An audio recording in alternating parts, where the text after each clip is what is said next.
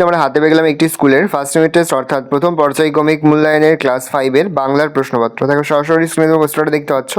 Full marks আমাদের রয়েছে 20, সময় তোমাদের রয়েছে 40 মিনিট। একে দেখে রয়েছে বহু বিকল্পীয় প্রশ্নগুলির উত্তর দাও। প্রশ্নের মান রয়েছে 1 করে 1 × 8 = 8। এখানে 8টি প্রশ্ন দেওয়া রয়েছে, প্রশ্নের মান রয়েছে 1 করে 1 × 8 = 8। 2 দেখে রয়েছে অতি সংক্ষিপ্ত প্রশ্ন উত্তর দাও যে কোনো 4টি, প্রশ্নের মান 1 করে 1 × 4 = 4। তারপর রয়েছে দেখো ব্যাকরণ থেকে তোমাদের 3-এর কয়ে রয়েছে ক্রিয়ার নিচে দাগ দাও। প্রশ্নের মান 1 করে 1 × 1 = 1।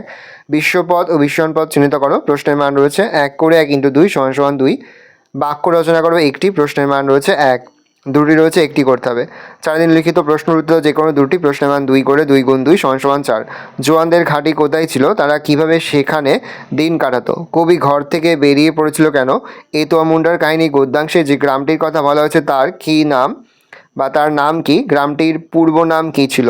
ভালো করে দেখে নাও। এই রয়েছে টোটাল তোমাদের ফার্স্ট ইউনিট টেস্ট অর্থাৎ প্রথম পর্যায়ক্রমিক মূল্যায়নের ক্লাস 5-এর বাংলার প্রশ্নপত্র। ভালো করে প্রশ্নপত্র দেখে নাও।